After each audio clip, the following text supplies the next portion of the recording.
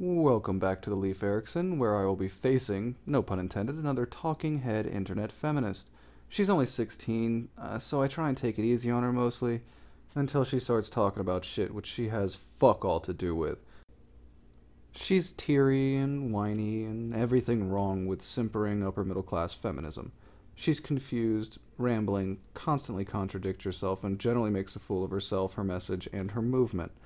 She regurgitates facts and buzzwords and talking points. She clearly has been well educated by Twitter, white guilt, victim complex training, and intersectional feminism. However, she does show the passion of a born-again Christian. This is the future. Gaze upon it and weep. Are my eyebrows too big and too dark? Maybe. Do I care? No.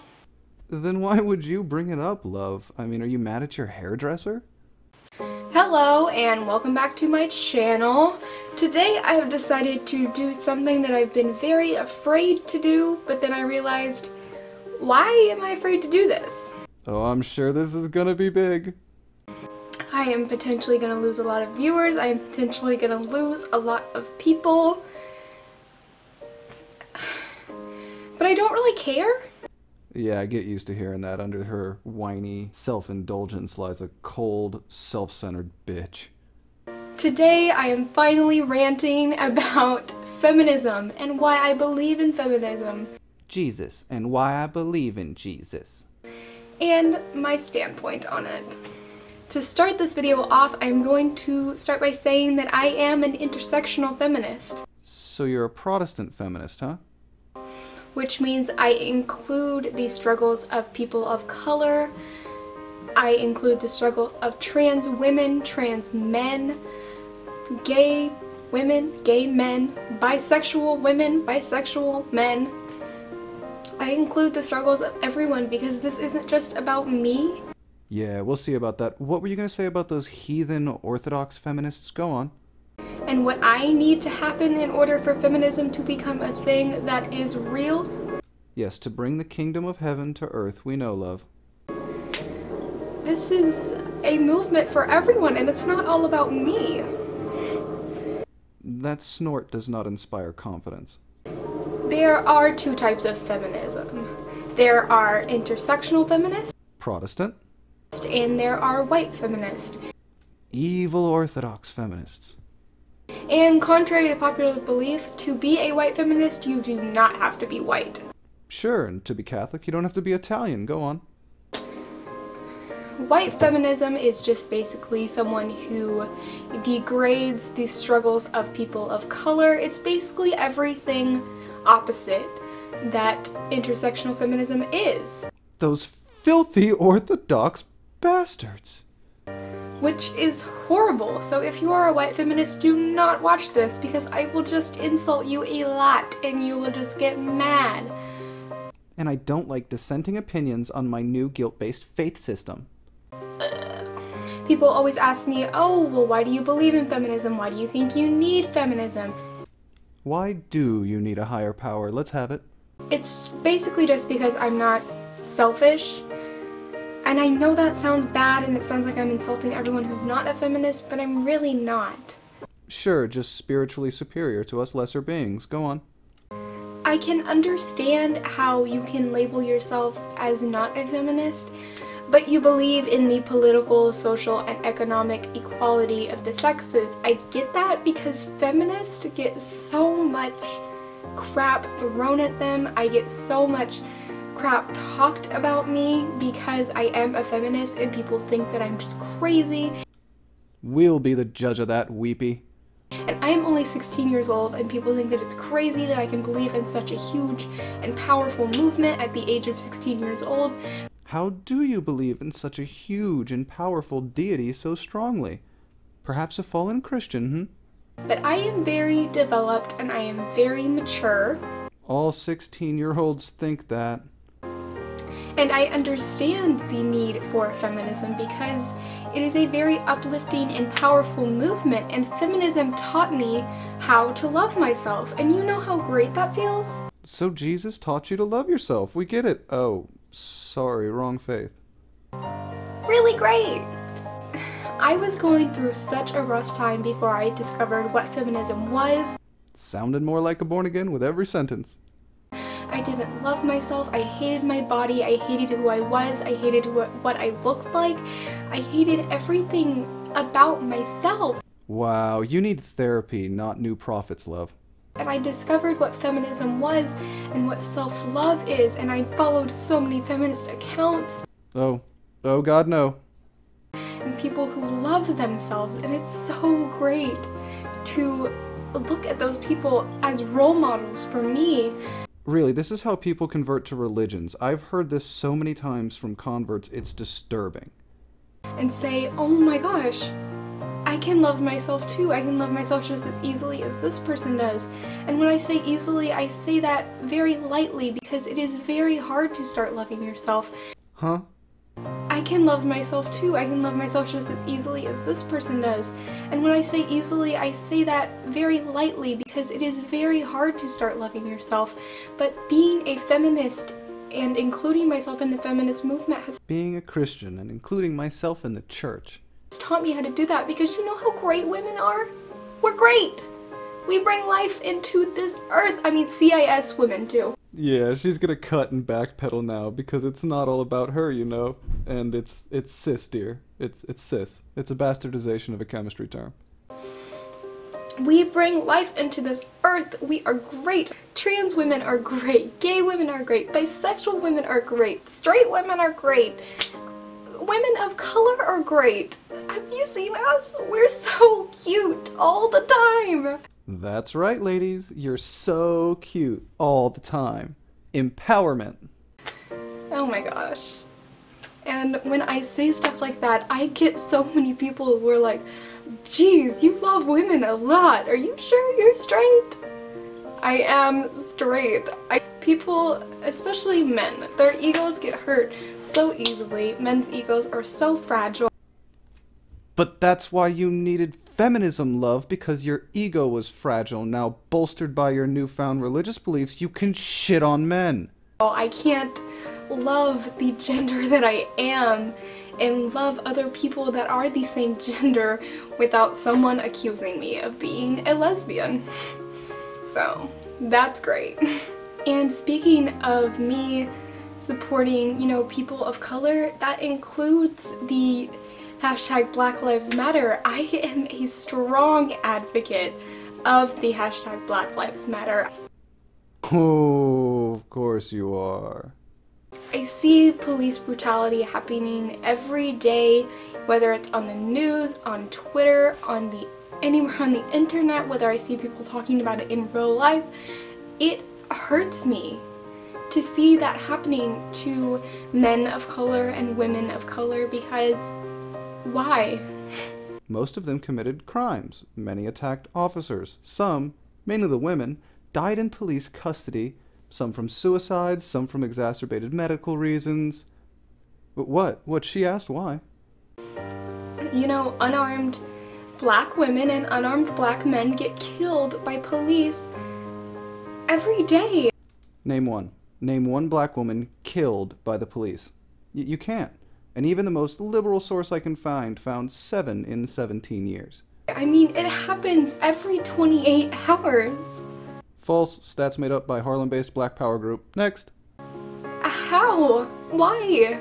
I have never been able to understand racist people or people who hate black people, people who hate Muslims. Muslim's not a race, but sure.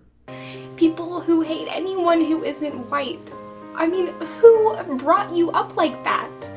Who raised you to believe that you are any better than people of color? Where is your mother? I need to have a talk with your mother. But not father. Very interesting. And the hashtag Black Lives Matter is such an important topic in 2015 and 2014. It's been such an important topic for so long. And until the Black Lives Matter movement came along, no one ever said, oh, hashtag all lives matter before the hashtag Black Lives Matter came. You didn't care about all lives until Black lives started becoming more prominent. Did you care about other people's lives before people started saying, oh, Well, actually, Black lives are really important. Yes, love, anti-police brutality activism does indeed predate Black Lives Matter. Why are police killing Black people every day? Why are Black people coming into contact with the police so much? Did you care that all lives matter? Before Black Lives Matter was a thing? Okay, you smarmy little bitch, I've been nice so far, but I've heard this so much I just have to say something. Ignoring my own activism and my own arrests, this is Joe. He's on a police commission board locally. He's the reason why the cops will have body cameras. The reason. He found the funding, he found the company to manufacture and distribute them. He's involved with the system to categorize and catalog the videos. He is the one that did it. He's been doing this since the 70s. You're a brainwashed, small-minded twit that thinks hashtags and not hard work change the world. And the hashtag, oh my gosh, can I talk about the hashtag White Lives Matter for a second? Because that is a hashtag. Believe it or not, I looked it up before this video started. Designed to fuck with you, and it worked. Ugh. Really? White Lives Matter? Does that have to be a hashtag? I'm pretty sure white lives have always mattered. A short-sighted definition of always, but In the terms of political, social, and economic standards, white lives have always mattered. no, for a short period of time in the last 500 years on the European and North American continents. Read a book, baby girl.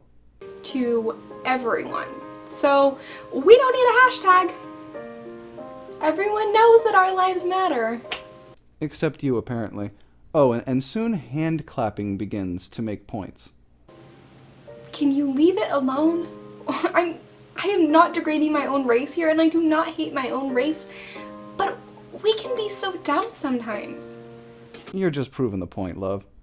The majority of the people saying all lives matter are not saying it to be like, oh, well, we should include everyone. They're saying it to say, oh, why do Black lives matter more than my life? Projecting! Okay, saying the hashtag Black Lives Matter does not mean that, oh, all other lives don't though. It's saying that Black Lives Matter because obviously some people don't get that. Obviously some people don't understand that Black lives do in fact matter. And you can't kill them, you can't hate on them, you can't be racist towards them for no reason. So if I had reasons, it'd be okay, or... Because they matter just as much as me and you do. The color of their skin does not matter, but I am not saying to be colorblind. Because you can't be colorblind in today's society. You have to be able to realize that this person is Black and their life matters just as much as mine does because I am white and they are Black and she is Muslim and... First, Muslim is not a fucking race.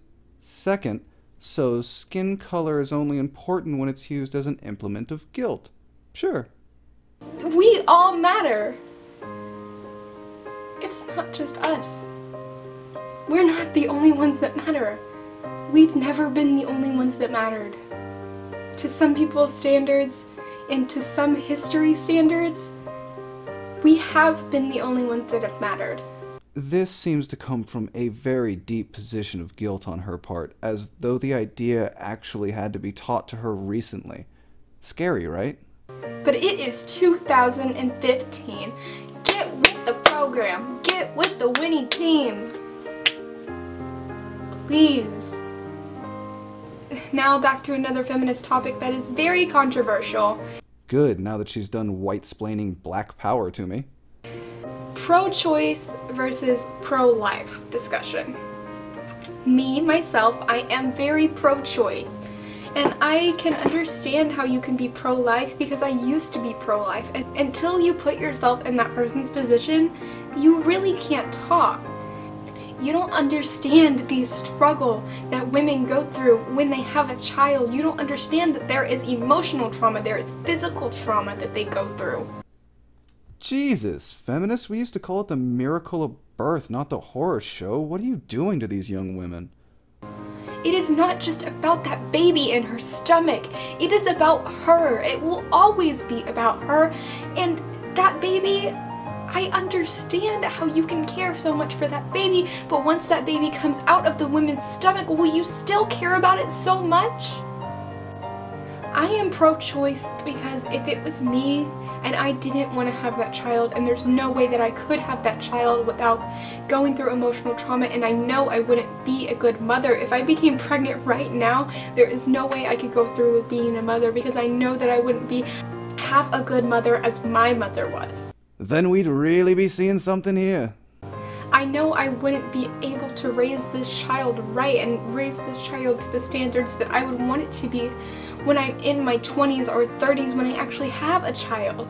There's no way that I would be able to have that kid and it turn out half as good as I did or half as good as any loved child would. I'm not saying that I wouldn't love my child. You sure?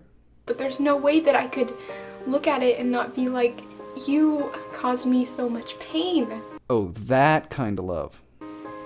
One day I would love to have children, but I want to have children on my own cause. I want to have children at my expense. I want to have children by my choice. And I know you're saying, well, if you don't want a child, maybe you should use protection, maybe you shouldn't have sex. Protection doesn't always work, and you can't say just remove the problem and you won't have the cause. Actually, you can. I mean, you can disagree with the technique, but you can't disagree with the outcome. No fucking no babies. Because try to apply that to everyday situations. If you don't want to get in a car wreck, never drive a car. True. If you don't want to break your leg, never walk. Okay, you're already slipping on the causality. If you don't want to fail a test, just don't take it. Being a smartass doesn't make you right, love. Really? Does that make sense? Apply your pro-life choices to everyday situations and see how you sound, especially if you're a man. If you're a man, you have no say whatsoever about what a woman does with her body. I don't even care if you're the father of that child. You sure? I thought feminism was about equality, and you said this. I understand how you can care so much for that baby, but once that baby comes out of the woman's stomach, will you still care about it so much? It's not your choice to make. It will never and has never been your choice to make. Life sucks, doesn't it? Technically untrue. I mean, there have been plenty of opportunities for men to make harsh decisions for women, but I'll let that one pass. Aside from to say, what if I said, life sucks, doesn't it? To you when you were talking about women's issues, you selfish cunt. So does having a child against your own will. One more big issue that is close to my heart, it is so close to my heart, is gay rights. And I know that gay marriage is now legal in all 50 states of America, but it is still a problem. There's always still a problem with your type. I know that gay people have rights now, but that doesn't mean that they still don't get ridiculed and judged daily. Many people face ridicule. I know that it says in the Bible, if a man lieth with another man the way he lies with a woman, he shall be stoned to death. But guess what? Not everyone believes in God, and not everyone believes in the Bible. Me, myself, I believe that there is some higher power, but I do not believe in the Bible. That's hard for me to say because I've never really publicly announced that, but I do not believe in the Bible. See? She just changed religions. I called it. We're witnessing a public conversion from dogmatic Christianity to dogmatic feminism. Both come with the same sense of smug superiority. Gay rights has always been an issue that is very close. It has always been an issue that has been very close to my heart, and I don't know why, but I get so emotional when I talk about it. I think we covered this earlier when you were being so defensive about being called a lesbian. Don't worry, love, it gets easier. You know, the Bible bans a lot of things, and gay marriage, or being gay, isn't just one of them. You want to know what all the Bible bans? I will read it to you. Yeah, I'm gonna skip this because any moderately educated person knows all this shit. So, tell me right now, Bible pushers, have you ever sinned? Now you're sounding like a straight-up Christian again. Haven't we all? So don't try to act like one sin is way bigger than the other sin. Aside from the ones that the Bible specifically says are way bigger than other sins, good Burke learnings you got there, iPhone, yep. Because guess what? Me and you, we sin the same. Me and a gay person, we sin the same. God, I'm pretty sure, didn't die on the cross for our sins so that we wouldn't commit sins. What? No, by your, I guess, previously held pseudo-beliefs, it's getting hard to tell. God didn't, Jesus did. He didn't do that for no reason. He's not stupid. Is he? No, I didn't think so. So, you know, please enlighten me on why being gay is such a bigger sin than every other sin. Well, I don't believe any of this, but, you know, as an atheist, but the Bible says to stone people for some sins and says that you don't have to stone people for others, and I'd say that's degree of severity. Because I will continue to eat cheeseburgers. I will continue to wear revealing clothing. I will continue to do every single one of those sins. You know why? Because I'm pretty sure if you believe in God, then you don't believe that he is some higher power that looks down at us and says, oh my gosh, why are you eating a cheeseburger? Oh my gosh. I'm pretty sure if God is so high and mighty, he will develop with the times. That's exactly what he tells you he won't do, love.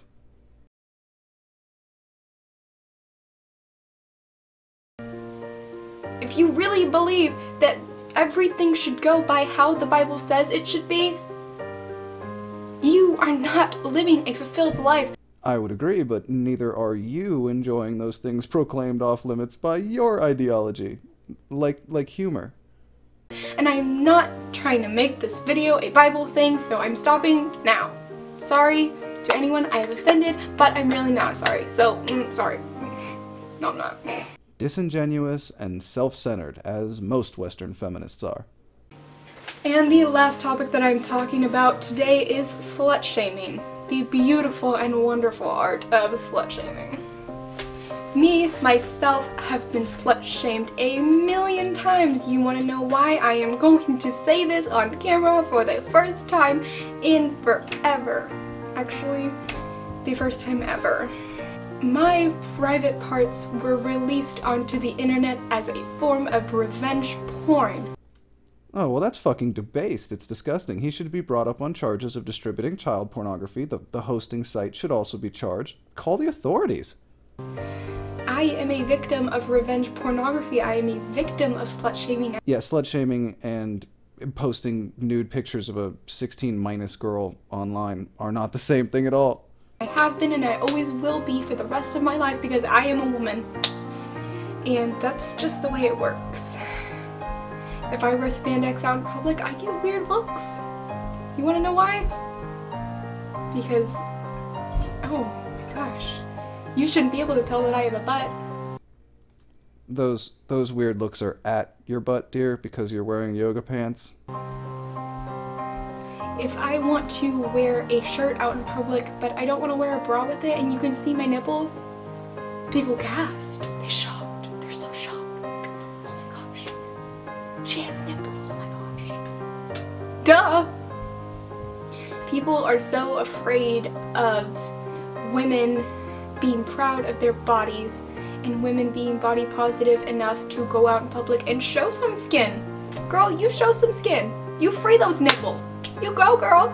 You work. Oh, we all agree. Mostly other women care. Men, we're all with you. Tits out, ladies.